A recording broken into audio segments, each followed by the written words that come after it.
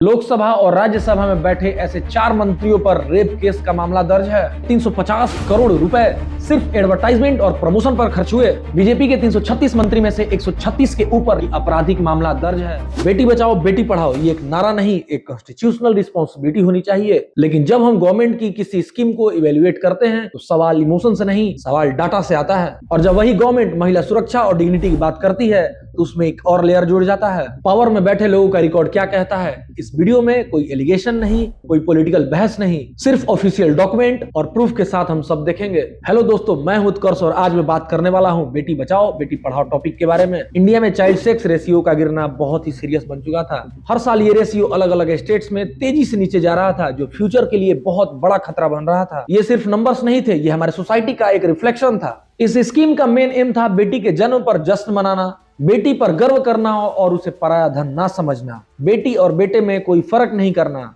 दहेज और बाल विवाह का विरोध करना और सेक्स डिटर्मिनेशन को विरोध करना। इसका इनिशियल फंडिंग 100 करोड़ था, जिसका मेनली टारगेट था उत्तराखंड, बिहार, दिल्ली, हरियाणा और पंजाब जैसे स्टेट्स। 26 अगस्त 2016 को रियो ओलंपिक्स 2016 की bronze medallist wrestler Sakshi Malik को बेटी बचाओ बेटी पढ़ाओ का ब्रांड एम्बेसडर बनाया गया और पूरे देश में मैसेज दिया गया, अगर बेटियों को मौका दिया जाए तो बेटियां पूरे देश का नाम रोशन करती हैं। बेटी बचाओ बेटी पढ़ाओ जैसे इनिशिएटिव की जरूरत हमें इसलिए पड़ी क्योंकि इंडिया में फीमेल फीटोसाइड एक बहुत बड़ी प्रॉब्लम बन चुकी थी। अब क्वेश्चन आता है कि फीमेल फीटोसाइड होता क्या है। फीमेल फीटोसाइड का मतलब होता है लड़की होने पर बच्ची का जन्म से पहले ही अबॉर्शन करवा देना। जैसे जैसे अल्ट्रासाउंड कॉमन होता गया वैसे वैसे प्रेगनेंसी के अर्ली स्टेज में फीटस का जेंडर पता करना पॉसिबल हो गया। इसका मिसयूज ये हुआ, अगर लड़की हुई अबॉर्शन, लड़का हुआ प्रेगनेंसी कंटिन्यू। यानी टेक्नोलॉजी और डिस्क्रिमिनेशन लड़कियों के खिलाफ डेडली कॉम्बिनेशन साबित हुआ।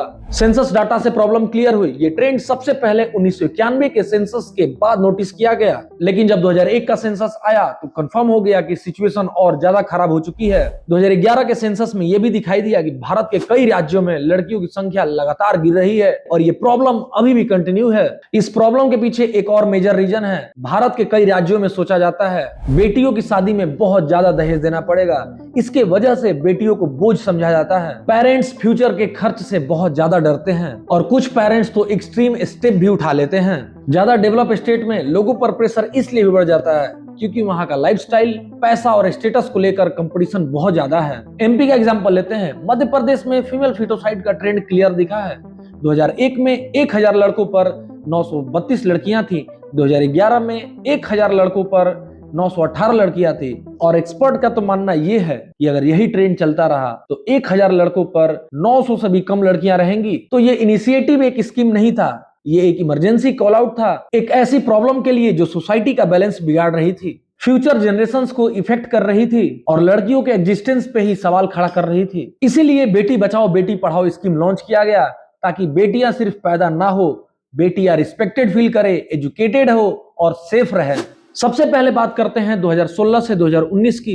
इस दौरान पार्लियामेंट्री कमेटी ने एक रिपोर्ट दी। इस रिपोर्ट के अकॉर्डिंग 446 करोड़ रुपए खर्च हुए और यहीं से कंट्रोवर्सी स्टार्ट होती है क्योंकि इस पैसे के लगभग 79% यानी करीब 350 करोड़ रुपए सिर्फ एडवर्टाइजमेंट और प्रमोशन पर खर्च हुए और जो एक्चुअल ग्राउंड वर्क था जैसे स्कूल्स, डिस्ट्रिक्ट्स और अवेयरनेस प्रोग्राम्स, उसके लिए सिर्फ 94 करोड़ रुपीस रखे गए और इस रिपोर्ट को मीडिया ने नाम दिया क्रिटिक रिपोर्ट। अब आते हैं 2020 के बाद के साल पर, जहां गवर्नमेंट ने ऑफिशियल जवाब दिया। 2020 से 2025 के बीच टोटल 335 करोड़ खर्च हुए। इसमें से सिर्फ 7 करोड़ यानी टोटल 2% एडवर्टाइजमेंट और प्रमोशन पर खर्च हुए और बाकी 328 करोड़ रुपए यानी 98% रुपीज ग्राउंड लेवल पर खर्च हुए जैसे स्कूल्स, डिस्ट्रिक्ट्स और अवेयरनेस प्रोग्राम पर। अब हम लोग पीआईबी का डाटा देखेंगे। डाटा देखने से पहले 2 पॉइंट जान लेते हैं। नेशनल लेवल पर सेक्स रेशियो इंप्रूव हुआ। 2014-15 में 918 था, वहीं 2020-21 में 937 यानी 19 पॉइंट का इंप्रूवमेंट हुआ। वहीं लड़कियों का सेकेंडरी एजुकेशन 75% से बढ़ के 80% के करीब चला गया। 2014-15 में टोटल 50 करोड़ से निकल गए 21 करोड़ मीडिया के लिए और 34 करोड़ काम के लिए। 2015-16 में टोटल 75 करोड़ से 60 करोड़ निकल गए काम के लिए और 21 करोड़ निकल गए मीडिया के लिए। 2016 से 2020 तक अप्रॉक्स 50% काम में खर्च हुआ है और 50% खर्च हुआ है एडवर्टाइजमेंट पे और प्रमोशंस पे। अभी जो नंबर्स हमने देखे वो गवर्नमेंट के ऑफिशियल स्टेटमेंट्स और पीआईबी डाटा पर बेस्ड थे। लेकिन सवाल आता है कि क्या गवर्नमेंट ने कभी पार्लियामेंट में खुद एक्सेप्ट किया कि कितना खर्च हुआ? जवाब है हाँ। बजट सेशन 2022 के दौरान राज्यसभा में एक सवाल पूछा गया, बेटी बचाओ बेटी पढ़ाओ का एक्चुअल पैसा कहां गया? इसका जवाब दिया स्मृति ईरानी ने, जो उस समय की women and child development minister थी। स्मृति ईरानी ने पार्लियामेंट में ऑफिशियली कहा, फाइनेंशियल ईयर 2014-15 से 2021 तक बेटी बचाओ बेटी पढ़ाओ योजना पर टोटल 683 करोड़ रुपए खर्च हुए और इसमें से 401 करोड़ सिर्फ मीडिया एडवोकेसी और पब्लिसिटी कैंपेन पर खर्च हुए। यानी पूरे बजट का अप्रॉक्स 60% रुपीज सिर्फ मीडिया पर खर्च हुआ। अब समझते हैं कि जिस देश में यह अभियान शुरू किया गया उस देश के नेता कैसे हैं। लेटेस्ट एडीआर एनालिसिस में देखा गया कि टोटल 763 एमपीज में से 306 ने खुद अपने एफिडेविट में एक्सेप्ट किया है कि उनके ऊपर क्रिमिनल केसेस हैं और उनमें से 194 के ऊपर गंभीर आरोप हैं, जैसे रेप, मर्डर और किसी औरत के साथ क्राइम। बीजेपी के 336 मंत्री में से 136 के ऊपर यानी 40% मंत्री के ऊपर उन्होंने खुद घोषणा किया है कि आपराधिक मामला दर्ज है और 88 मंत्री पे यानी 26% पे गंभीर आरोप है। और कांग्रेस शासित राज्यों में टोटल 74% मंत्री के ऊपर आपराधिक मामला दर्ज है।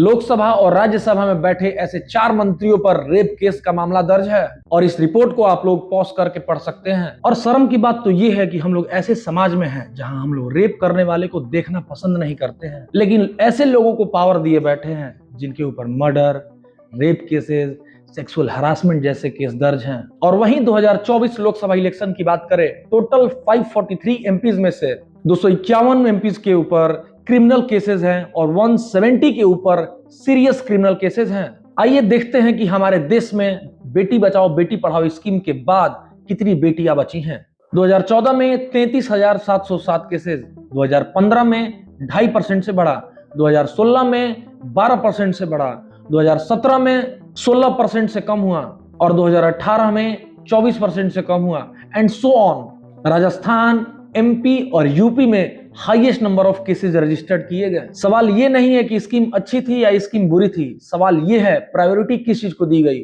पोस्टर्स को या बेटियों को।